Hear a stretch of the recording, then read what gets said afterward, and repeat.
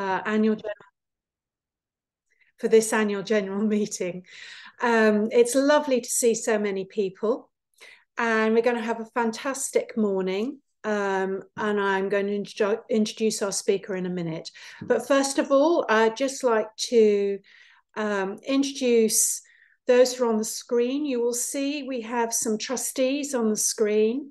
And I just want to point out our senior leadership team. So we've got Sarah, our Chief Executive, and Claire Walsh, and Andrew, AD, and Ruth Wakeman. So lovely to see you all.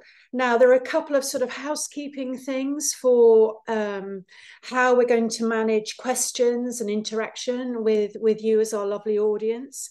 So there are two functions in Zoom. There is a chat function, and you will find that it depends if you're on your phone or your iPad or whatever, but you will find a chat function, which is absolutely fine for comments. But if you want to ask questions, you have to use the question and answer function, and you'll find that along, the bottom or the top of your screen. So any questions to put either to our guest speaker or to the trustees and the leadership team in the Q&A function, please. And we've got limited time for answering questions, but what we will do is we're both recording, as I've already said, and we will try and pick up any questions that come through that we haven't managed to answer. We'll pick them up afterwards and make sure that they get onto our website, so you'll be able to see those responses there. So let's get on to the main attraction, because that's not me. That is our guest speaker. So I'm going to ask everyone except Kevin to turn the cameras off, please, if you wouldn't mind. And Kevin, Professor Kevin Whelan, I'm so pleased that you've joined us this morning and so grateful. Thank you so much. Just to let our audience know that you are Professor of Dietetics and Head of the Department of Nutritional Sciences at King's College London. You're on the Scientific Advisory Committee on Nutrition and formerly on the NICE panel for standards in inflammatory bowel disease. A prolific researcher, an academic. I'm not going to go through it all, but certainly your principal investigator on a large program exploring dietary interventions around gut disorders, and also leading a large clinical trial on the role of food additives in Crohn's disease. And the large audience that we have here today, I think, is testament to the attraction of hearing you speak, Kevin. So with no further ado, I'm going to hand over to you. Thank you. Thank you very much for that very, very kind introduction. And would you mind doing me the favour of telling me whether you can see my slides and you can hear my voice? Yes, everything's fine. Perfect. Thank you very much. Well, welcome everybody. I'm really excited in the next 30 minutes. I've just started my timer to make sure I don't overrun, to talk to you about ultra-processed foods and food additives in inflammatory bowel disease. As I've been introduced, I'm Kevin Whelan. I'm a dietitian, and I've spent the last 20 years of my career investigating how diet can be used, particularly in inflammatory bowel disease. So I've worked on probiotics, prebiotics, FODMAPs, all sorts of things in inflammatory bowel disease. And a real interest right now is ultra-processed foods and food additives. So I want to be able to explain in 30 minutes what we know so far, what we need to know, and what we can do now. And it is absolute testament to how interested people with IBD are, that on a sunny Saturday morning, so many of you wanted to join. So I'm really excited to talk about this. I want to start off by talking a little bit about scientific research. So the reason I do this is that I think it's essential if scientists in universities, health professionals in hospitals, if we're doing research, it's important we communicate it properly to patients. Somebody once said to me, don't try to explain scientific evidence to the general public, they won't understand. To which I replied, that says more about your abilities as an educator than their ability to be able to understand it. So I think it's crucial, if we're doing research, that we communicate it effectively and we explain that some research is better than others. So here is what we call the hierarchy of different types of research studies. And I'm going to break it down really quickly. Right at the bottom, we have people's experiences and people's opinion. And that can be your next door neighbor saying that they've tried this new diet to help them try to lose weight, or they're doing this fabulous new exercise regime to get them fit again. Experience is really, really important, particularly in the context of inflammatory bowel disease. But one person's experience might be very different from another person's experience. So we can't really rely on that alone. But of course, right now, we access that information all the time. We access on social media, on media. We're often hearing about the individual experiences of people. This generally speaking, is not the strongest form of evidence. Then there are types of research studies that are observational. And what that means is that we don't do anything to people, we just watch them. So we take a group of people, we record what they eat, and then we record what happens to them over a year, 5 years, 10 years, to see whether they develop a disease or not. And these are called observational studies, but we can never prove cause and effect with these types of studies. And so the strongest type of research evidence that scientists use are called intervention studies. And what that means is we're not just watching them. What we're doing is we're taking a group of people, maybe we would take 100 people, and we would give 50 one type of supplement and the other 50 another type of a placebo supplement, or it might be a drug and a placebo drug. And then we watch what happens. And those are the strongest types of evidence. What I'm going to do is, whenever I'm talking about a research study, I'm going to tell you what type of level of evidence is it. Is it my opinion? Or is it an observational study? Or is it an intervention study? And I think it's really important that people with IBD understand these differences, because they impact on how we interpret science. Now, another real challenge we have in food and diet is that there are many different reasons that food and diet can affect a disease. And here I'm not just talking about IBD, I'm talking about absolutely any disease in the world. And that is because a food or a diet can have a physiological effect on you. It can truly affect all of the cells in your body. And that might be because it contains some good things or some bad things. I don't really like those terms, but what I'm saying is it can really work. And so, for example, there are studies on fiber, on probiotics, on sugar, fats, and things like that. And so they can have an effect on the cells in your body. But food and diet can also have a placebo effect. And that's caused by your gastroenterologist telling you that this particular diet's really good for you, or because when you go to meet the dietitian really, really listens to your concerns. It might be because you've read something about it online by somebody you really respect, or a friend and they have IBD might have recommended it to you. It might mean that when you go shopping, you don't worry so much about what you need to eat because you now know what to eat. It might be because you feel supported. Now, all diets have a placebo effect because of all of the things I've just said. And you know what? That's really great. It's really good that sometimes a food or a diet can help because it's just reinforcing the levels of support and understanding that people have. But when it comes to being able to recommend this for use in the NHS, we need to make sure it also physiologically works. It also impacts on the cells in our body. So what we try to do in research is we try to show that the physiological effect, the true effect that it's having on your cells, is bigger than this placebo effect. And checking, it's really important to check that it's if a diet works or a food works, it's not because of these placebo effects. So it's really important that we test these sorts of diets in clinical trials where we can measure this. So that's my 5-minute introduction to good and moderate and low levels of research, and why in particular in diet it's really important that we get it right when we're doing scientific research, because there's lots and lots of misinformation. Nowhere is there more misinformation than in the role of ultra-processed foods. When we walk down a supermarket aisle now, we are used to seeing shelves that look like this, packed to the brim with shiny bottles, different coloured cartons, lots of adverts on foods, foods looking in a way that they didn't look when your grandma used to make them. And so our food environment now is utterly different to our food environment 50 years ago. And also the rate of inflammatory bowel disease is very, very different now to how it was 50 years ago. And what people have done is they've made that link and decided to investigate whether there's it might be ultra-processed foods that are partly responsible for the rise in IBD. In terms of ultra-processed foods, this is how much we eat. This is a study showing different countries along the bottom and how much of their diet is made up of ultra-processed foods. You can see the UK is in second place here of a chart that we don't want to be in second place on.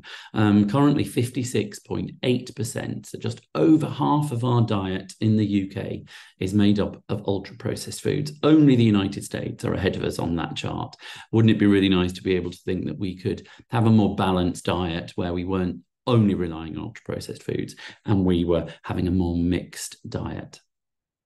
So I want to clarify with you what some ultra-processed foods are. And so what I've done is I've prepared some examples. I want to test you all and see whether you can accurately identify ultra-processed foods. I'm sure lots of you have read lots about this, or you've thought about when you're shopping in a supermarket, is this an ultra-processed food or not? So what I want to do is I'll go through some foods and I just want you in your mind to think, is that an ultra-processed food or not? And the first one, a chicken and mushroom pot noodle. I'm sure most of you could probably accurately guess whether that was an ultra-processed food or not. But next up, some organic tofu, some organic bean curd from sustainable soybeans. Some Haribo Tang Fast Sticks with some colorings and things in. Are they ultra-processed or not?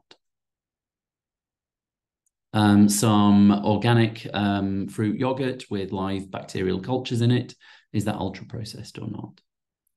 Some party rings. My childhood memories of going to a children's party were based upon eating these at parties. Are they ultra-processed or not?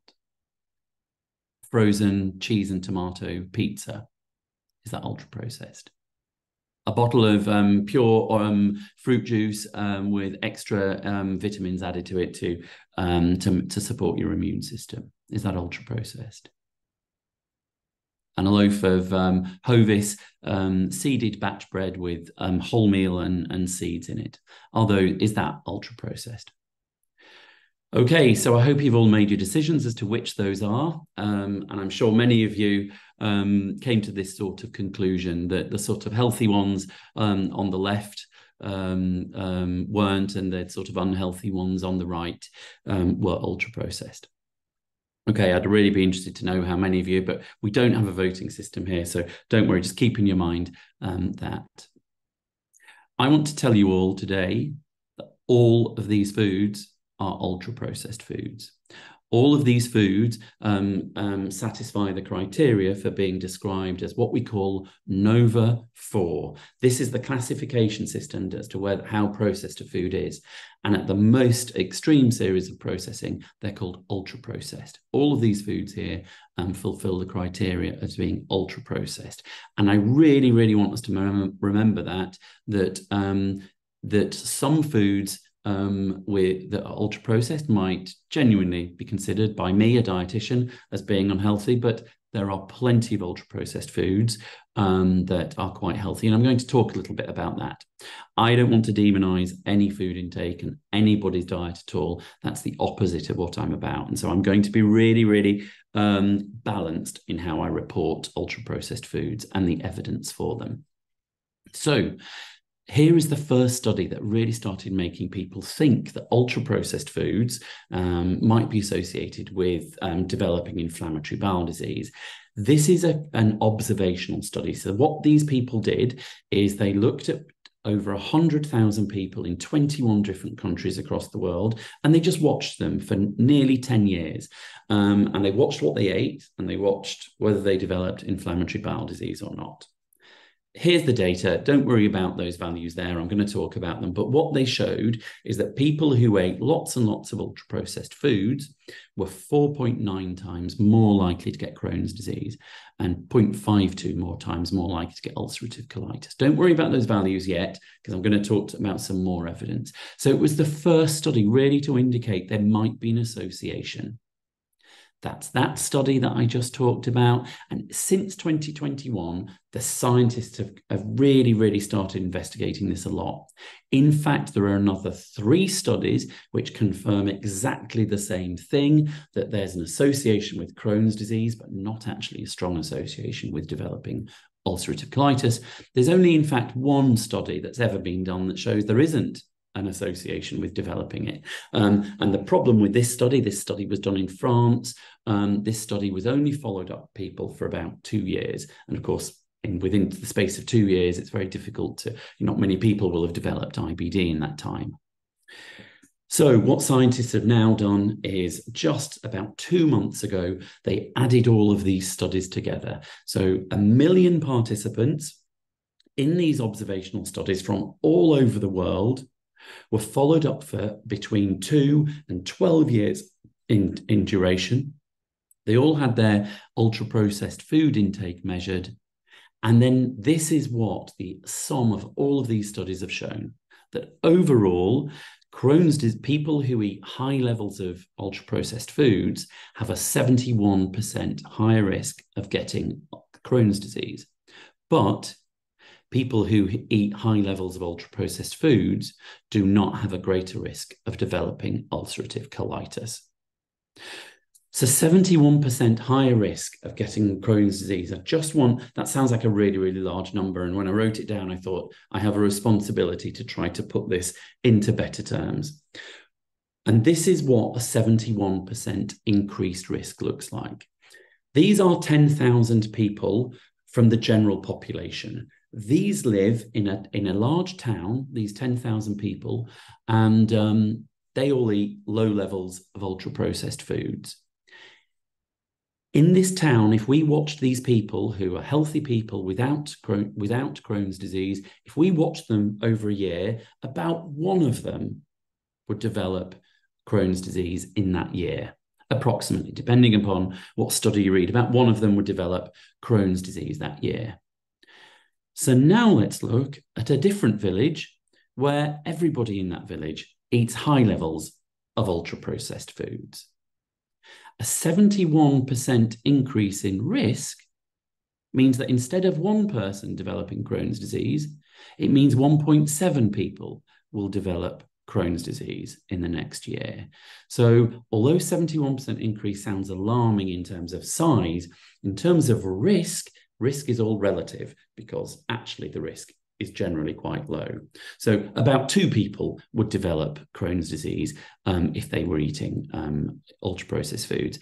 2 people is too many, 1 person is too many. I agree with that. But we've got to contextualize what these data mean. And why, you might ask, do ultra-processed foods potentially increase the risk of inflammatory bowel disease? Remember what I said at the beginning. These are all observational studies, watching what happens in real life. And so we can't ever say that they cause it, but we think they're associated with it. Well, firstly, we know that in general, some ultra-processed foods will have lower nutritional quality. They might have high levels of salt, high levels of sugar, fat, energy, and they might be low in fiber and vitamins and lots of nice micronutrients that are good for us. Not all ultra-processed foods, because remember I pointed out some earlier that are probably quite good for your health. And so it can't be generalized like that. There are some theories around whether the packaging that they come in might affect risk of some diseases. And going over to the other side, the change in the food matrix, the fact that lots of the cells in the food are now broken down and they might be just digested and absorbed in a different way. And because they go through lots of processing, it might just be that contamination occurs when they're having that processing. But then finally, another area, and one that I will talk about now, is that lots of ultra-processed foods also contain food additives. And so that's another reason why there might be this small association with this increase in risk of developing it. I'm going to talk about food additives in a moment, but I just want to have a word of caution about this. And that is to say, we must be very careful when we look at these data. Like I said earlier, ultra-processed foods, I'm going to call them UPF here because that's how all scientists describe them, and it's definitely how all people on social media describe them. They often contain many normal foods that contain some important nutrients, especially with people with IBD. So, for example, any supermarket bought wholemeal bread probably is an ultra-processed food because it will probably contain emulsifiers. Lots of breakfast cereals will be ultra-processed. So if you're having nice fortified breakfast cereal, and remember, iron is quite good for people with inflammatory bowel disease if they have anemia, then if it's fortified with lots of different things, then it's probably also an ultra-processed food. And lots of plant-based alternatives, by their definition, are also often ultra-processed. We've got to remember that ultra-processed foods can be cheap and tasty. They can be easy to prepare and can be stored for a long time often. And if you're feeling really unwell with your IBD, then you know that might be quite important. And like I said, they're often quite high in energy, so that can be useful for us if we're malnourished. If IBD is making us feel malnourished. And we've got to look at those studies again. We've got to be critical, both positive and negative, about those studies.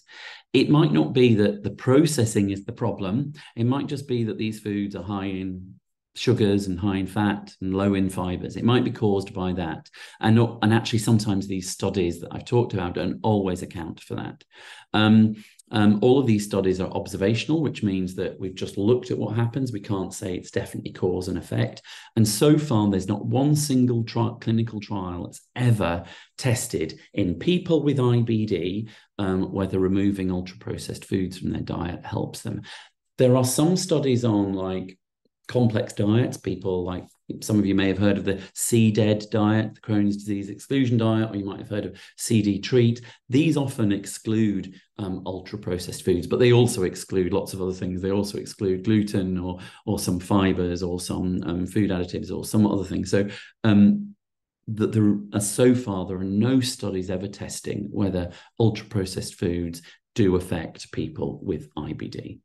And also, really, really importantly, all of the studies so far are about the risk of developing IBD. So in people who currently don't have IBD, how will their diet affect whether they get IBD or not? And just because we know, and we're pretty sure, that people who eat more ultra-processed foods are more likely to develop IBD, that doesn't mean that when you have IBD, that cutting them out necessarily will be beneficial. Like, you know, it probably might mean that, but we don't know that yet. So I'm trying to be very balanced and scientific in my answers.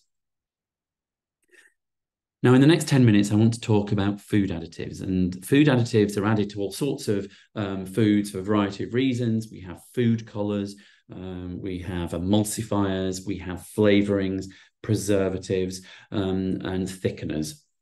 And they're often labelled on foods using E numbers. Unfortunately, they're not always labelled on foods using E numbers. They can just have their scientific name written there. And so they're quite difficult to spot on a label. And there are hundreds and hundreds and hundreds of them.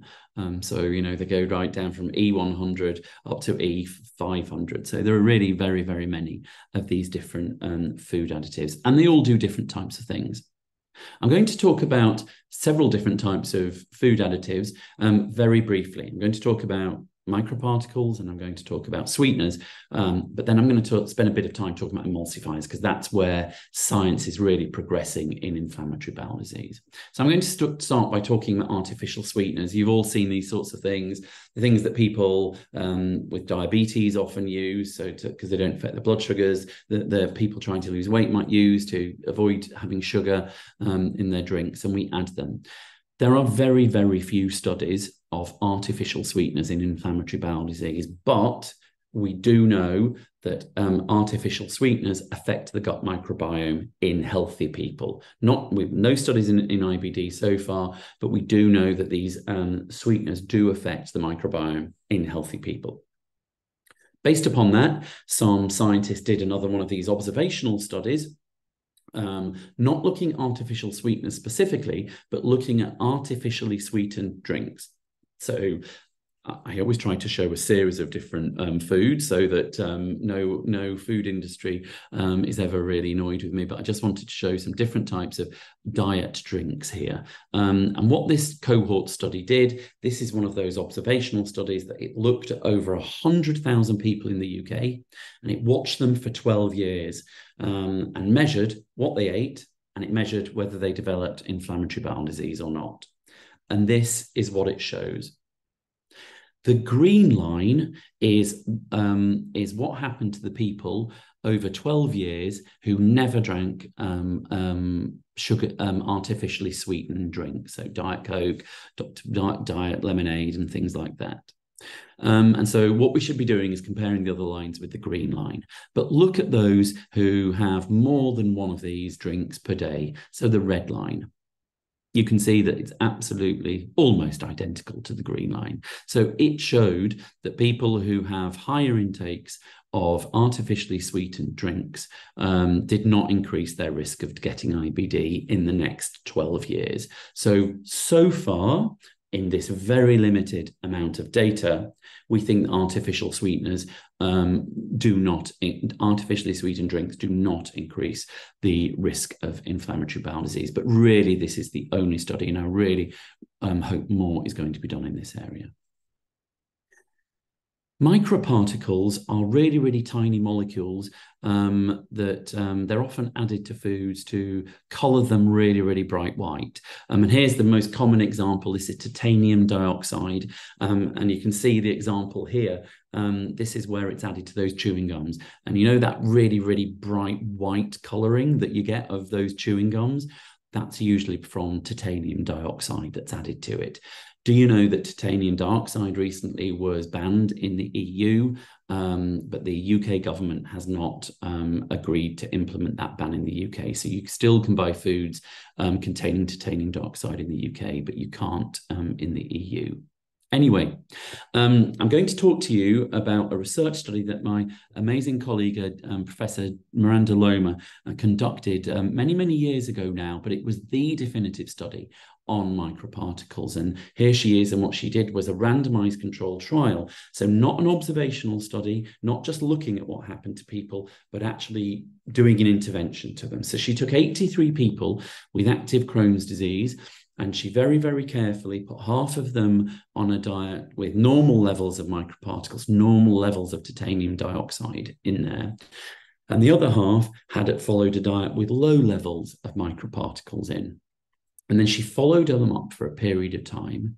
And here is what she found over 16 weeks. So over 4 months, what she found was that in people with active Crohn's disease, cutting out these microparticles did not impact the number of people going into remission. So there was no difference in the number of people who got better, irrespective of whether they were on low levels of microparticles or not. And it didn't affect their Crohn's disease activity. So their inflammation was just as bad as when they were in the normal microparticle diet than if they were in the low microparticle diet. So the findings from the scientific literature so far suggest that microparticles, although some animal studies have shown they might be not good for people with IBD, actually when you do studies in people with IBD, treating them, it didn't show that it was any better than giving them normal levels. Okay, and here's emulsifiers in IBD, and I know that lots of you will have read some of the studies on, or read the newspaper articles, or read online in lots of the discussions about these. Emulsifiers are either natural or artificial substances that help oil and water mix. All of you in your house have lots of emulsifiers around the house. So when you add your washing up liquid, you know, when you've got a dirty bowl of pots and pans, and they've got lots of oil in them, and the oil sits on the surface because the oil won't mix with the water in your washing bowl. Then when you add some washing up liquid to it, instantly the oil starts to disperse in the water. That's because washing up liquid is an emulsifier. There are some natural emulsifiers in the diet. So eggs and seaweed have natural emulsifiers in them, but actually most of the emulsifiers in our diet are added to them artificially as artificial food additives. There are 66 different emulsifiers in the UK. Some of the ones that have been investigated in IBD are these ones that I've labelled here. Don't worry about the names of these things. They've got long molecular names, and they come with different E numbers. But I'm going to talk about them a little bit more because they have been linked with inflammatory bowel disease.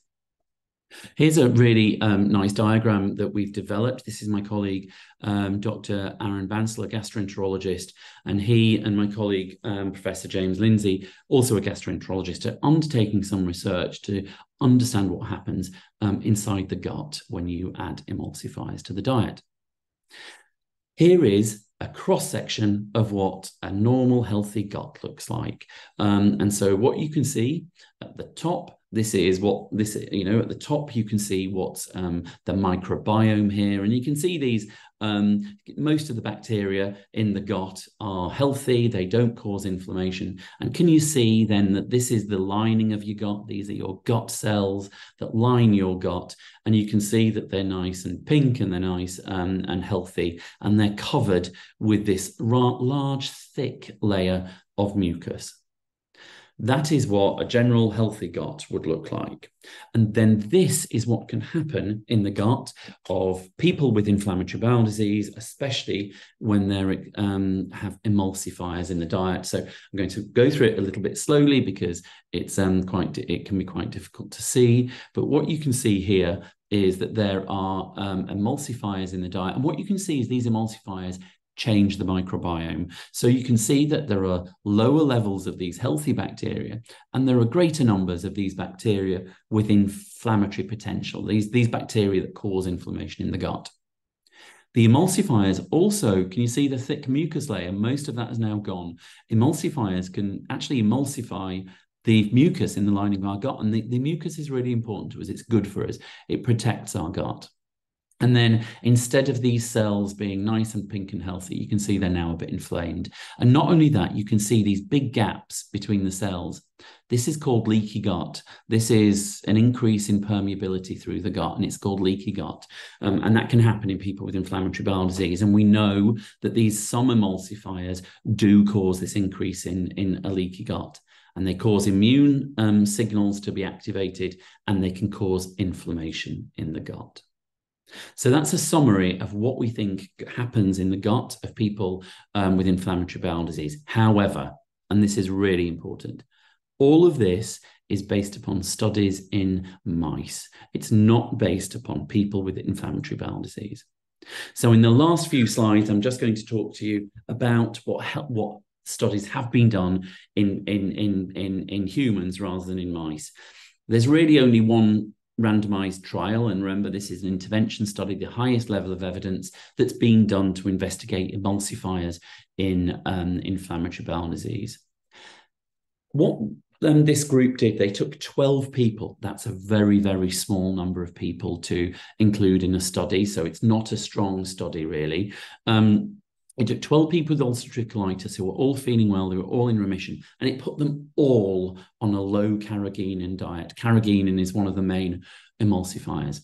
And then what it did is it gave half of them a placebo tablet, and then half of them carrageenan. So if you think about it, what's happening is they're taking the carrageenan away and adding a placebo into some of them, and they're taking the carrageenan away and they're putting it back in. So it enables you to be able to blind a dietary intervention. So it's a really neat design, even though it's a very, very small study. What they showed, unfortunately, is in this very small study, there was no differences in people who had a low carrageenan diet, depending upon their inflammation scores. So it didn't reduce inflammation. But what it did show in a very, very mild signal, I know this might look impressive, that the carrageenan in the people in the carrageenan-free diet, nobody relapsed over the next year, whereas in the people who did have carrageenan in the diet, 3 out of 5 of them relapsed. So a small signal in a small study that it might happen. The problem is emulsifiers are everywhere. This is my colleague Alicia Sandel, and we've surveyed 12,000 foods in the UK. And we did that manually, literally looking at the ingredients list of 12,000 foods. And we showed that 51% of ultra-processed foods in the UK contain emulsifiers, and the most common being lecithin, but also plenty of others. This figure here on the right shows you that about half of foods, ultra-processed foods, don't contain emulsifiers, but most contain, if they do contain emulsifier, most of them contain 1 or 2 emulsifiers. But some of them contain 8, 9, 10, 11 different emulsifiers. So they're really everywhere in the diet and can be quite difficult to avoid. Look at this. Look at this example of bread, a biscuit, a peanut butter, a chocolate. You can see highlighted in red the presence of emulsifiers in them. And in fact, what we did in our group is we measured the intakes of emulsifiers in 20 people with Crohn's disease, and we showed that they're getting their emulsifiers not just from one food group, because then it would be quite easy to change the diet, just remove that food group. But the problem is they're getting people with Crohn's disease are getting emulsifiers from all of these different types of food groups, from breads, from confectionery, from sauces, from cheese, from dairy ice creams, from spreads, from beverages, from all over the diet. So emulsifiers are so distributed through the diet, it's very difficult to remove them. But look at these examples of breads, biscuits, peanut butters, and chocolates. These don't contain emulsifiers. So actually you can design a diet that doesn't contain emulsifiers if you look very, very carefully at all of the foods. And in fact, we've tested this approach in 20 people with Crohn's disease, and we've shown in 20 people with Crohn's disease that if they follow this low emulsifier diet, they can get better over 2 weeks, and their perceived control of their symptoms get better. And if it's followed very carefully by the patient and it's followed up by a dietitian, and that's crucial, I think, is that it was nutritionally adequate. But this is not a good intervention study. This is not proof that this works because we don't have a control group. So we don't know whether it's a physiological effect happening with a low emulsifier diet, or whether it's this pesky placebo effect that I talked about earlier. So that's what we're testing now. I'm going to spend the last 2 minutes just talking about our ADAPT trial, which is a trial that's funded not by food industry, but by an IBD charity. And that's really, really amazing for us because doing good dietary research is extremely expensive because we're trying to feed people. We're trying to feed 154 people, and that's very, very costly. So we're delighted to get funding from the Helmsley Charitable Trust, an IBD charity in the US, and we're recruiting 154 people with active Crohn's disease. So they need to have some evidence of inflammation, and we're putting them either into a low emulsifier diet for 8 weeks or an emulsifier-containing diet for 8 weeks. And here's how we get people to follow the diet as closely as possible. We give them a dietitian and follow up every single week on the phone to check how they're doing. We also give them an app so that they don't have to read the ingredients list of foods. They can just scan a barcode and it tells them whether it's got emulsifiers in there or not. We also deliver 25% of their foods to them. So we give them a Sainsbury's delivery every couple of weeks with foods. Some of those foods, half of the patients will be getting foods that contain emulsifiers and half will be getting foods that don't contain emulsifiers. And then we also give them special snacks every day, some of which contain emulsifiers and some which don't. So it's a completely blinded study. We don't know what group they're in. They don't know what group they're in. And this is really important in high quality research. And the only way that we could ever prove definitively is by this blinded approach. Here's some of the snacks that we ask people to make. Some of those snacks you can see there have emulsifiers in and some don't. And you can see they look identical. That's so that we can do this blinded approach so that the placebo effect won't happen. You can take part if you're at one of the 8 hospitals on the left in London. You can also take part if you're on one of the 10 hospitals on the right in England. And good news, we're just opening up a site in Edinburgh as well. And if you're interested in taking part from one of those sites, our email address is here. But we've also launched this ability to be able to, for you to be able to take part anywhere across the UK. So if you think you might be eligible, we're looking for people with Crohn's disease, but no other major medical condition. So you don't have diabetes, you don't have food allergies or anything. And if you have active disease, so you're currently, you're quite symptomatic, you have evidence of inflammation at the moment, and your IB drugs are quite stable, then please contact us on adapt@kcl.ac.uk. Okay. My last slide, I promised I would tell you what we know so far, what we need to know, and what we can do now. I'm telling you that what we know so far is that ultra-processed foods are linked with the development of Crohn's disease, but not with the development of ulcerative colitis. Artificial sweeteners, we know they alter the microbiome, but so far we don't think they're linked to the development of IBD. Microparticles, we know that cutting them out doesn't treat Crohn's disease, and we know that emulsifiers, animal studies show that they impact the microbiome and gut inflammation. What we need to know is whether cutting down on ultra-processed foods or cutting down on emulsifiers, we need to know whether it will improve inflammation in people who have IBD, i.e. will it treat the disease of people with IBD? And we also need to know whether it will keep inflammation away in people who have IBD. So will it maintain remission? And as far as emulsifiers go, that's what the ADAPT trial is trying to do. It's trying to know whether we can use a low emulsifier diet to treat active IBD. So you might all be left wondering, well, that's all very well, Professor Whelan, but what am I supposed to do now? I would recommend that everybody with IBD eats well. They eat a balanced and nutritious diet. And I think a healthy diet can include fewer UPF. I've nothing, even though the evidence isn't definitive, I'm very supportive of people trying to reduce UPFs out of their diet, not just for their IBD, but for lots of other aspects. It probably will improve the healthiness of your diet. It might reduce your intakes of sugar, fruit, and increase your fruit, sugar and fat, and increase fruit and vegetable. Unless you that doing so would increase your risk of undernutrition. Remember that not all the ultra-processed foods are the same. Do you remember those foods that you thought might not be ultra-processed, and because they were really healthy for you, but actually they are ultra-processed? So remember, it's unlikely that all ultra-processed foods are bad. And so take care when thinking about that. And I think healthcare professionals, and I count myself amongst that, really, really have a responsibility to discuss with patients about food, nutrition, and food concerns. And those discussions should be based upon scientific evidence.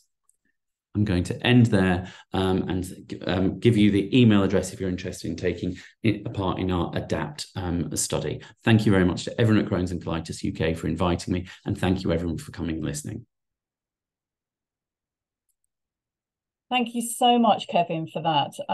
An amazing presentation. And what was brilliant about it was that as the questions and the chat were coming through, you were kind of almost responding real time to where can I go for this trial? What can I do with this?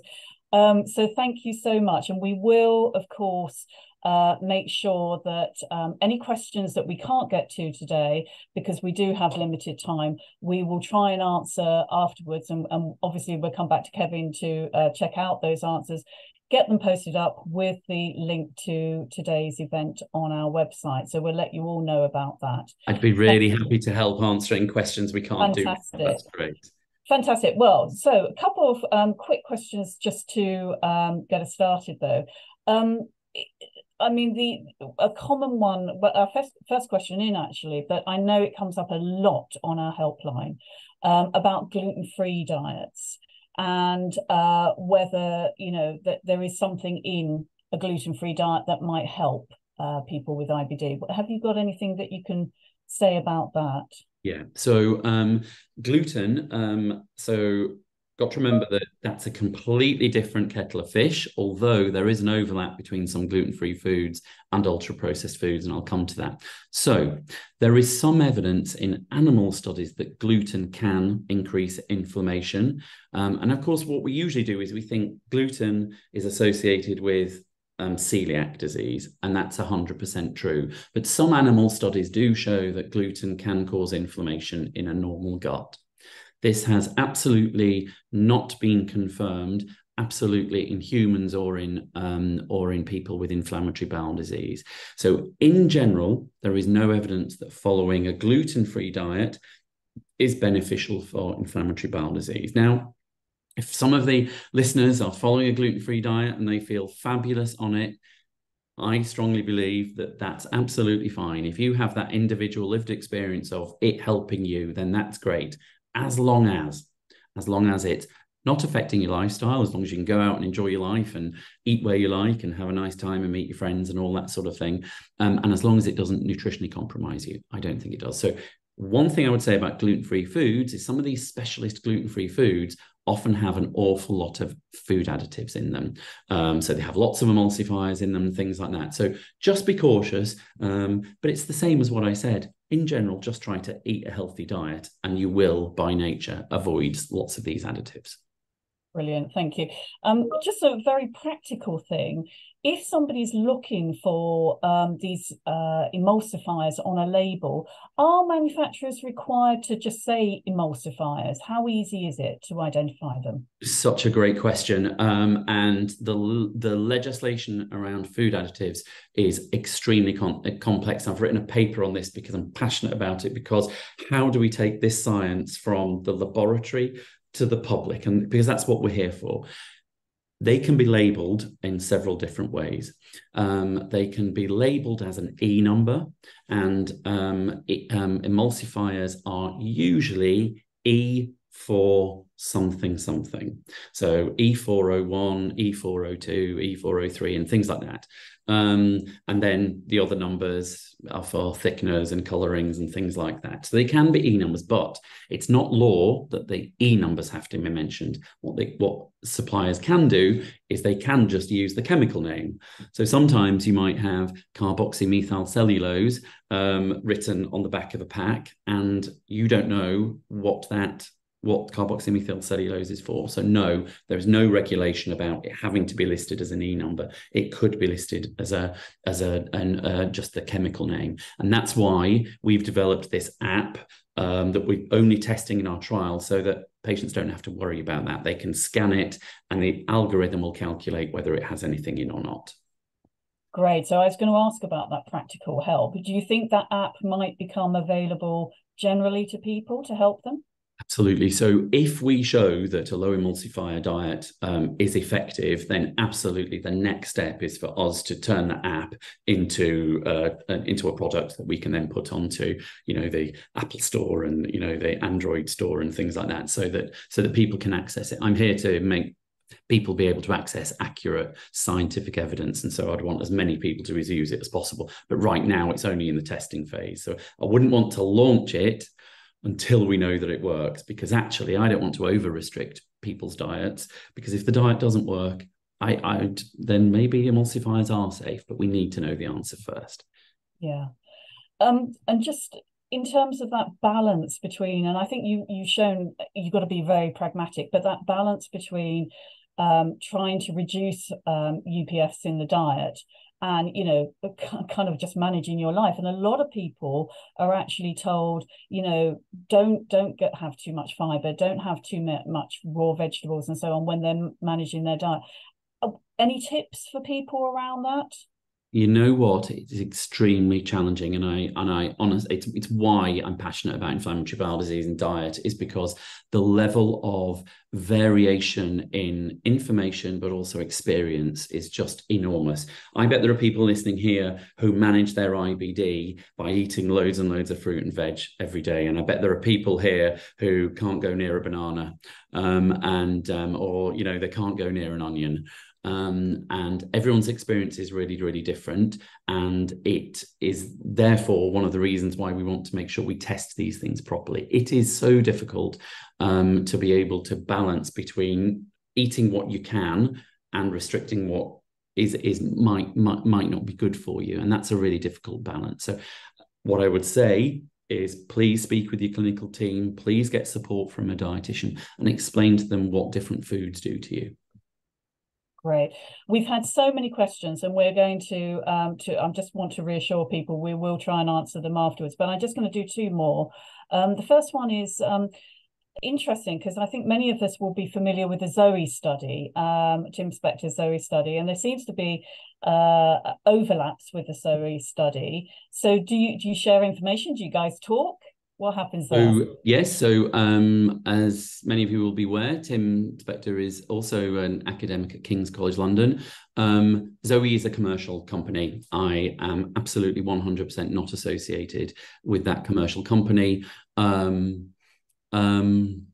put me in a very difficult situation, Sarah, because I'll tell you what I'll tell you. I personally have never used the Zoe app. I don't need to know what happens to my blood sugars when I eat blueberries. I've never used the Zoe patch to measure my blood glucose. I eat a really, really healthy diet. Do you remember I talked a lot about that placebo effect? Can you imagine the placebo effect of having something on your arm, measuring your blood glucose all the time to test every single food? We must start to remember food is in our life for enjoyment and not just nutrition. I can see lots of clapping hands, and I hope I've given a political answer to that. That's a very political answer. We'll move rapidly on then. Last question, which is a lovely question to wind up on, I think. If you had a crystal ball, what do you imagine it would tell us about UPFs and IBD in 10 years' time? This is really difficult, Sarah, because I don't want anybody listening to think that this is the advice I'm giving them now. But honestly, I think we will demonstrate that ultra-processed foods worsen IBD. And I think we will show that emulsifiers worsen IBD. And I think approaches to reducing the amount of ultra-processed foods and emulsifiers that really support patients, because it's not easy to 56% of our intake of energy comes from ultra-processed foods. If we say you've got to stop eating them, are we just going to cut down what we eat by 50%? You can't do that. So we've got to have ways of helping people to be able to do that. And so I think that is what we will be doing in 10 years. But I wouldn't want anybody to take that as being the advice I'm giving them now, because we are not there yet. Yeah, we need the evidence, don't we? Definitely.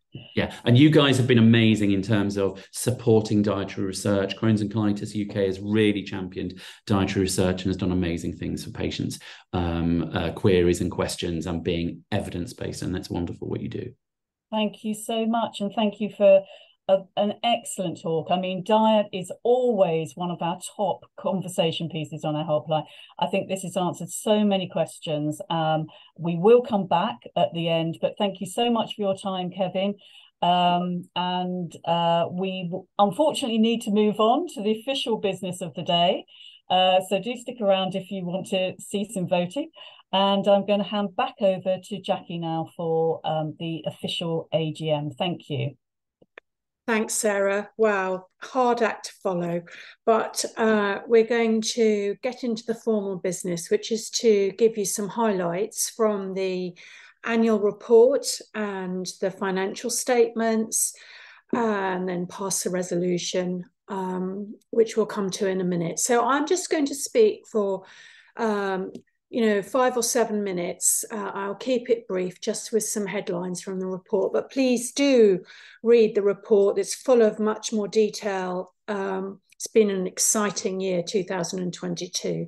So we know that nothing matters more to people living with Crohn's and colitis than being seen and heard. And that's particularly because of the challenges of an invisible chronic condition.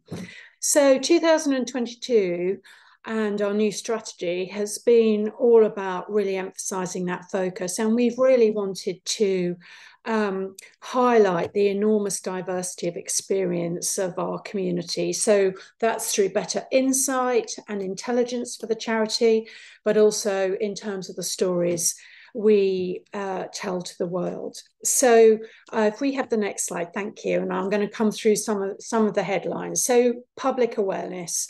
We know that's very, very important for us, so people understand the conditions and the impact. So we've been really focusing on getting better media coverage. A couple of examples here. You can see how hard we've been working on this and how much we've improved and kind of reached out. So we've got Shani Thomas here sharing her story for us on Steph's Packed Lunch, and having built a relationship with the programme, another of our ambassadors, the musician Tom Spate, he's just appeared this month also highlighting the condition. So many examples to give you, but that's just identifying one or two as a focus. And then, of course, our very exciting public awareness campaign, all about our call for earlier diagnosis. So cutting the crap, cut the crap. So this has really been because of the dreadful situation of how long it takes. It's more than 25%, so more than a quarter of people living with a condition take more than a year to get the diagnosis. It involves visits to accident and emergency departments. It affects the severity of symptoms later on. It's very, very important, this campaign. And we've really focused on 3 areas. So we've wanted to raise public awareness of the symptoms and their seriousness and build confidence in getting checks. We've wanted to improve the consistency of primary care, getting people into the right diagnostic pathway, and then address the problems about getting final investigations in secondary care.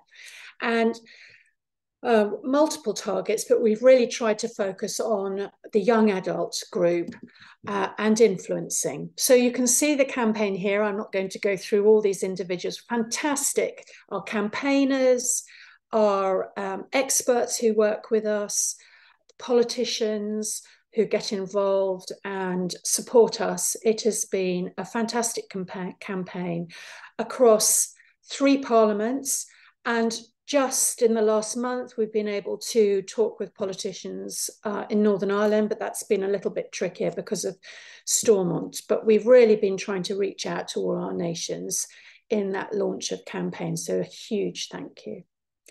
Then just to come to another strand of our strategy, which is really about banging the drum for improving standards of care across the UK.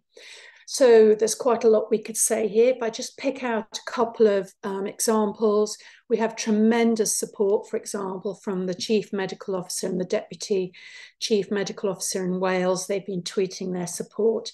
And we had a great meeting with Humza Yousaf, who was the Cabinet Secretary for Health in Scotland. Now, of course, he's the First Minister. But following that meeting, the Scottish Parliament launched their own campaign around public awareness and diagnosis. So that's fantastic news. I want to come to research now. And we funded a number of really exciting research projects. So we've awarded grants, 7 grants for more than £500,000. And you can read about our projects online and in the report, but they're very important. But we also won a grant from the Helmsley Charitable Trust, who've been a great supporter of us, actually. And this has enabled us to have a second round of research where we have just awarded the grants actually this year. So I'm just going to share just a few of them with you. We've awarded grants covering the development of a test for scarring in the gut, for developing a platform for clinicians and researchers to share knowledge on perianal fistulas, and also for work to help young people stick to their medications. So exciting stuff. And my final slide, and perhaps in some ways I would say the most important slide, it's the thank you slide. Our supporters are fantastic, absolutely fantastic, and we are indebted to you. So just to give you a couple of statistics, 2022 was another record-breaking year for income generation. We beat the previous year. And over 75,000 people fundraised or donated to us in that year. So that is more than double than the previous year.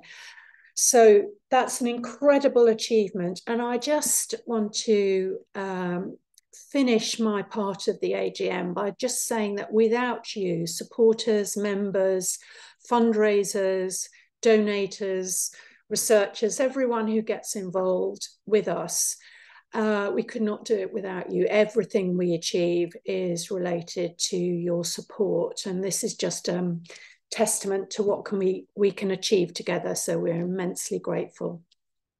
So I'm going to hand over that point to my colleague, Vice Chair and Chair of the Finance and Audit Committee, Tom.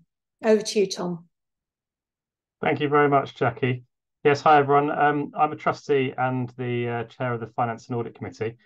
So it falls on me to give an update on the charity's finances. So if we could go to the next slide, please. Start with our income statement. Our 2022 income was very marginally higher than 2021. Some details behind that. We had a particular increase in trusts income, which increased from 0.9 million to 1.3. And in particular, there was a large grant from the Helmsley Foundation, which was about 600,000. We have had falls in a couple of areas. So legacy income fell $500,000 to 1.2 million in 2022.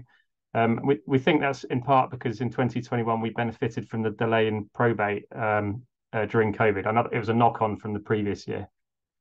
We also had a slight fall in our events income, which fell to 0.9 million, down by 200,000. Although actually our virtual events remained really, really popular, and we get a really good return on those. Our expenditure at 6.5 million was up 36% against 2021. The most notable changes in that being that we more than doubled our research expenditure to 0.7 million in 2022. Our work on early diagnosis, also that's something that we really kicked off in 2022. We spent about 200,000 on that, and we didn't have any expenditure in that particular area the prior year. Also, our digital expenditure was up 100,000 or so to 0.3 million, which reflected a higher level of investment in the new website. If you could turn to the next slide, please. What you can see from this is that this increase in expenditure was planned. And actually, we ended up a little bit behind the budget on expenditure, with some program spend starting later than we hoped. And that was due to some challenges we had in recruiting staff during the year. But at the same time, thanks to the generosity of our supporters, we did much better than we expected on the income side. So it's worth noting that 700,000 of our income related to late legacies received really late in the year. It's very difficult to predict them. And so we didn't really, we didn't have that pipeline up front. And therefore we ended up quite a bit further ahead of where we thought we would be, as a result. So the result of this is, against our original budget for a deficit of 1 million, we instead ended up with a surplus of 800,000. On the next slide, if you could turn to that, please, there's a bit more detail behind income and behind the income and the expenditure. I won't comment on this further, as I've already talked to some of the main points. What I will talk about briefly, and I don't have a slide on this, is the balance sheet. So as a result of the surplus, at the end of 2022, we had a pretty high cash and investment holdings of just over 5 million, and our free reserves stood at 4.2 million. And this is higher than where we want both to be, and so we're looking to reduce them. Good news is we now have all the staff in place. Our core program expenditure is well underway, and Sarah will talk about a bit of that in a few minutes. We're showing a good deficit already in 2023, and we're planning for an even larger deficit in 2024. In other words, really what we want to do is start spending down this money, on sort of great work to help all of our supporters and go into all the different the different strands of expenditure that we normally do. And what this will do ultimately is bring our reserves back down to a level that we are happier with. So that's it. Very brief run through of the accounts. I'm going to invite Jackie and Sarah back now, I think, to join me to answer any questions you've got on the year that's been. We'll do the usual resolutions in a moment in respect of the financial statements on our auditors. But just before we go to questions, it's probably worth me saying that after this, Sarah will be taking you through our plans for the future. So probably best to hold fire on any questions relating to that specifically. Thank you. Thanks very much, Tom. So, Sarah, are there any questions that you've picked out for us? Yeah, there are a couple of questions. The first one is about expenditure on keeping the show running, as it's put. So, staff, facilities, etc. So I don't know, Tom, whether you want to answer that, have something to hand, or whether you'd like me to give a bit of an outline on it. Sarah, do you want to go, because you're likely to get the exact facts right? Well, I wouldn't count on that. What I can tell you is that in the accounts, the staffing costs, and so this is everything to do with staffing, it's salaries plus all the employer add-on costs. That comes to, that is our biggest single cost as an organisation. That's 2.7 million. The reason it's quite a large proportion of our expenditure is that what we are as an organisation is a knowledge organisation. We are the way that we work for people with IBD is that we get knowledge and then we try and transmit knowledge. So you need people to do that. And so we have a staff base which is growing, but is focused on delivering for you through helplines, providing information on the support and website, through all of that influencing and campaigning. So that's the staffing side.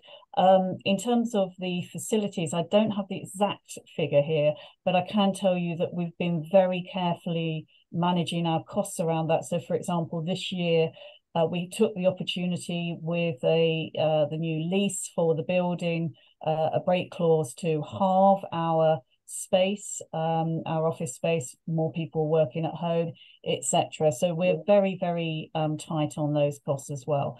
And we're happy to, outside of this meeting, provide some further information around that.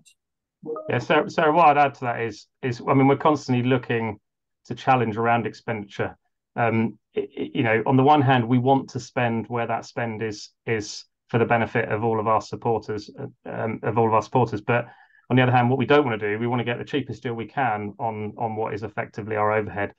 Sometimes those areas can be a little bit blurred, so you can look at certain areas of our costs, like media and communications type costs, which actually in a large part is costs on providing information and the like to our supporter base. So it's not always easy, but it absolutely is something that we're really focused on. Yeah. So another question around the very simple one. This one, I can answer this one as well. It's about having an online shop, selling T-shirts, fleeces, and mugs, etc. And this has been a constant source of debate internally, but I can say it is in our plans for 2024. So we do know that people would really love to support the charity by purchasing that sort of thing. Another question. Could we have a breakdown to see where the money is being spent on supporting IBD patients? So I think this is a tricky one to answer, because in a way, everything that we're doing is trying to support IBD patients, whether that's through our direct services, helpline, website, providing information through, lovely Kevin Today, for example. But we also have work that is focused on trying to get systems to change to provide better healthcare for you, for example, for employers to work better for you. All of that is aimed at improving and supporting life for people with IBD. But and then finally, of course, we do, of course, support research as well. Again, fundamentally, that is long-term solutions that we're looking for to improve people's lives. So in a way, almost everything is aimed at supporting people with IBD. But again, we're outside of this meeting, give you a bit more of a breakdown around how that is spread across our portfolio. So I just having a quick look because the questions are coming in now. How much income is generated by membership? And the answer to that, sorry, I'm kind of answering and asking my own questions here. Apologies for this, but I know it's very difficult to get to the information quickly for Jackie and Tom. The income generated by membership, over 1 million from 50,000 members, and we're incredibly grateful to people who are members because they are, supporting the charity in so many different ways. And I think I'm just having a look at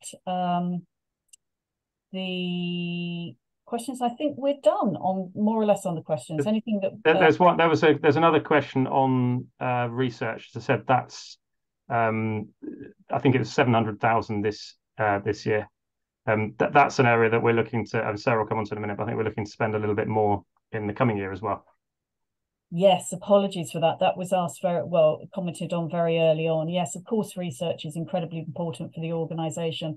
And I think it's worth saying that handing out grants is just one way that the organisation supports research. Grants can be very, very important, but as you all have heard from Kevin, actually funding impactful research is enormously expensive, and it's never going to be something that the charity can do on its own. So one of the things that we're working very hard on is trying to work with the really big institutional funders to get them to put more money into research, people like the Wellcome Trust and the National Institute for Healthcare Research. And we have had some success in doing that, attracting more funds into research from those organisations. And then, of course, the other strand of our work is really making sure that researchers and research programmes put patients at the heart of what they're doing. And we do a lot of work around that as well. Sarah, there's one more question that I think we can probably address quite quickly, which is a question asking about how our staff base compares to other charities. Which I'll have a go at, and I'm sure you'll have some views on it too, Sarah. But the answer is it's very difficult to do that because it completely depends on the nature of the charity and the nature of the program spending it's doing. As I think it was Sarah said earlier, we do quite a lot of delivery through our staff. We also do delivery through volunteers, and we also do delivery through other means such as hiring agencies or getting other people to provide that service to us. But as a result, it's not really a comparison you can easily make. There isn't a right answer. It just depends entirely on the function. And the way we look at it instead is actually where we're taking on staff. Why are we doing that? What's the impact we're going to get as a result of that? We try to look much harder at the sort of actual impact and measure that in an appropriate way, depending on what those staff are there for. Yeah, I would totally agree with that. We have tried to attempt to look across the charity sector to see if there's any lessons to be learnt about staff versus programme spend, let's say. And it's incredibly difficult to do. But we're always looking to test ourselves and whether we're delivering in the best and most efficient way possible. Yeah. So is that it, Sarah? Yes, in terms of questions. I suppose all I would say in response to that is that I'd want to make it absolutely clear to everyone that Sarah, Tom and I and anyone else in the charity are happy to answer questions at any point in the year. We welcome, interest and challenge from all our supporters. So please do feel free to do that. And just to reiterate what Tom said in relation to these very pertinent questions, I would say that the role of the trustees and the focus of the trustees is very much to hold those with lived experience of the conditions in mind at all times, and to ensure that we're really focused on impact. So a number of your questions really relate to our unrelenting desire to make sure that we use resources, whether it's finances or people, in the most impactful way to make a difference, whether that's very specific impact for a particular issue, or whether it's a kind of broad reach, big reach impact for the whole group of individuals. So we're always looking to benchmark ourselves against other charities, see what people are doing, pick up good ideas, really make sure we're focused. And we welcome input from you all in that regard, absolutely. So, resolution, we have to ask you to vote on 2 things, please, and then after the getting you to vote, I will hand over to Sarah. So the first vote is to approve the 2022 annual report and financial statements. So a number of you have already voted. We've had a lot of votes come in, so please don't re-vote if you have already voted, because we don't want duplications. And you should be seeing a poll coming up that you're for, against, or abstaining. So this is the first one for approving the annual report and financial statements. The second resolution is to approve the reappointment of the charities auditors, Price Bailey, and the board are recommending that to you for approval. So while you're doing that, I'm just checking whether we can move on while that's happening. I think we can. Please keep voting. I'm going to hand over to you, Sarah. I think we just have to wait for the second resolution to come up. So, okay. Yes. Yeah, so apologies for that. No, that's fine. And I think it's also probably just worth reminding people, obviously this is for membership to vote. So if you're a member, you can vote.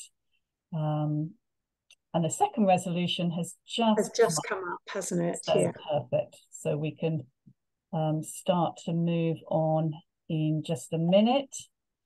And I'll give you just some very, very top headlines on some of the work that's happening right now and going through to 2024. And it's in no way encompasses everything that's going on, as you might imagine. So just looking ahead, next slide, please. I just want to tell you very quickly about some really important work that's going on right now. Diagnosis, as we know, is a big issue, and it's something that the charity has been concentrating on over the last few months. One of the things that we have been doing is working with others to make sure at a health service level that the journey to diagnosis is as seamless and fast as possible. And so we've been working with all of these organisations here to devise a diagnosis pathway, and we're very close to agreeing that pathway. If you can move on to the next slide, please. What we're doing currently is we are out to consultation with healthcare professionals on this approach to getting a standardised pathway across the UK. And we've been incredibly impressed with the engagement of the healthcare professional organisations and other charities. And the reason that we're doing this with, in particular, looking at celiac disease and irritable bowel syndrome, is that when you go to a healthcare professional, you don't generally go with a condition, you go with a bunch of symptoms. And one of the issues is that these symptoms are not necessarily easy at an initial stage to distinguish between IBD, celiac disease, and irritable bowel. So this is a way of helping primary care healthcare professionals really try and identify which pathway people should be on. So important stuff, hoping to have this agreed by the end of the year into the beginning of next year, and then we will all be promoting this very heavily to healthcare professionals and to NHS providers to make sure that they implement it as soon as possible. So next slide, please. And of course, the other piece of work, really important piece of work that we've been doing around standards of care is to go out once again to look to see what's happening on the ground in terms of individual services and how well they're doing against the IBD standards of care. Last time we did this was in 2019, which of course was before COVID. We're now looking to do this for the first time since COVID, and it will be very interesting to see how things have changed. 15,000 patients responded this time against 10,000 in 2019. So thank you so much to everyone who's responded. It's really important to get the power of that response to be able to challenge, again, you know, the NHS to get improvements on the ground and understand where, you know, there are particular areas of concern that we need to focus on improving. A lot of services actually responded as well, unfortunately down on 2019, but to be honest, given the situation in the health service, the pressure that they've been under, actually getting 63% of services to respond to this was much, much better than we thought was going to be possible. And again, provides really powerful evidence for what's happening and where things need to improve. National report on this will be launched early next year. The service level reports will be available towards the end of this year. And we will be lobbying and campaigning where we see things are not happening well enough throughout 2024. So next slide is something that's coming up towards the end of this year. Again, it's part of our suite of tools that we hope will help you in managing your everyday life. So this is a medicine tool which is aimed to try and help you navigate your way through, you know, the increasing number of options in terms of medicines that are coming onto the market. But it's really, really complex, and individuals may find different medicines suitable for them at different times in their lives. So we've devised this tool, working incredibly hand in glove with healthcare professionals to make sure that they're happy with it as well. And it will allow you to perhaps navigate your way through and see in a very simple way the individual medicines, what they're used for, where they work, what way they're delivered, where they can be delivered, and hopefully help you identify what might be best for you in your particular circumstances.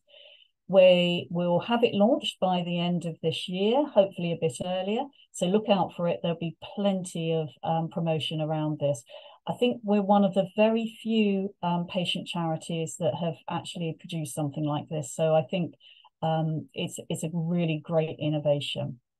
Next slide, please. And of course, we will continue with our campaign on Cut the Crap. And so we're doing another big push through a huge variety of channels. You know, remember that the target at the moment for this campaign is 18 to 34-year-olds. And the reason we picked out this particular group was that we knew that they were the most at risk of not going to a healthcare professional, not identifying their symptoms as something serious that needed to be followed up. And that's why the public campaign had been very focused around this particular age group. And the kind of the assets that we're using, the kind of approach that we're taking is very much something that we hope chime with them. So more of that to come. And next slide, please. But we've also been working with other partners and supporters to try and get the message out. And this is our work that's just gone live this month with Boots, the chemist. And they have some of you may be familiar that they have a website where they give out health and wellbeing advice. And we now feature there, including our symptom checker. There will be lots of posters up within Boots, and there will be, we've been doing some training with their pharmacists as well to help them support you should you go into the website. Should you go into a Boots chemist and need a bit of support. So some really interesting stuff there. It's on the high street. Again, it's all about visibility as well. Next slide, please. And very excitingly, towards the end of this year, we're going to be producing an advert that will appear in cinemas and potentially on some satellite TV channels and digital channels. Something, again, first time that the charity has done this. And again, it's all about getting the message out there and getting people aware of the conditions. Next slide. Some of you may have seen also in our business of getting people to understand that there is what Crohn's and colitis are and the impact on people. We've got this campaign to spread the word. Little things can mean a lot. Next slide. And you will see that we have taken up some space in national newspapers to get the message over, tell those real stories of people. We know that how people get to a diagnosis and how they live their lives post-diagnosis is as varied as the number of people that have the condition. Every story is unique, and there are so many different ways that we can tell these stories. So we're very conscious that we need to get people to be aware of the condition, but the different ways that it can impact people. So you should be seeing more and more of this sort of thing coming through into the public. Some of you may have seen these little toilet door ads, and they've been up and down the motorway stations, for example. QR codes on these help us track, who's interested, who's wants to follow up, and they've already produced a lot of interest and traction. One of the things that we do is that we regularly test the general public in terms of, are they aware of Crohn's and Colitis UK? Are they aware of Crohn's and Colitis? Are they aware of what symptoms they are? And what we want to see is those numbers going up all the time. Next slide. And the campaign is also featuring on a number of channels, a lot of radio. Some I know, I talk to people who have said, oh, I've heard it on TalkSport, I've heard it on Magic. It's great that it's out there and getting into some really interesting channels and broad-based channels as well. Lots of different audiences, very wide-ranging and diverse audiences. And some of you may have heard us on a podcast as well, Parenting Hell, which is a fantastic podcast if anybody wants to listen to that. And we've had a lot of support from them. So lots more to come. There will be lots more stuff around patient support, research, and our campaigning. Look out for that on all of our communication channels. Lots of exciting stuff to happen in the next few months and years. Thank you.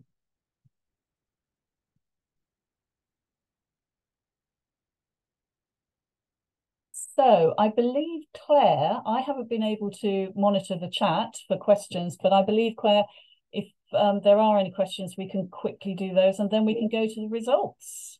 Yes, well, I was just checking and going through, but actually we haven't had any questions. I think you all answered the questions earlier after Jackie and Tom's piece. So yes, we don't have any questions. We've had some lovely feedback there in the chat. So thank you everybody for sharing that. We really appreciate it. Thank you. Fantastic. So I think then we can move to the results. Yep, the concluding part of the AGM. So always exciting to see the results of a poll. I'm assuming they're going to come up in a minute. Let's hopefully give people. I'm just hoping somebody will post that into chat and it can come up. There we go. There we go. So I think something's coming through. Do you want me to read them out, Jackie? Is it coming through on? Oh, yes, it's coming up. There we go. There we go. So in terms of the resolution to approve the 2022 annual report and financial statements, we have 169 for, 76 abstaining and 1 against. So that resolution is passed. Thank you very much. And then in terms of approving the reappointment of the charity's auditors, Price Bailey, 171 for, 76 abstaining and 2 against. So that means that we pass that resolution as well. So I think if everyone would like to put their video back on, just it's a very quick goodbye from all of us, trustees and senior leadership team. A huge thank you to everyone who made the AGM very smooth indeed. And of course, we will all thank Professor Whelan on behalf of everyone, because it was a great talk. So thank you very much. We're very appreciative to everyone who came today, and we hope you found it a very positive and informative session. So that's it from us until next year. Thank you very much. Goodbye, everyone.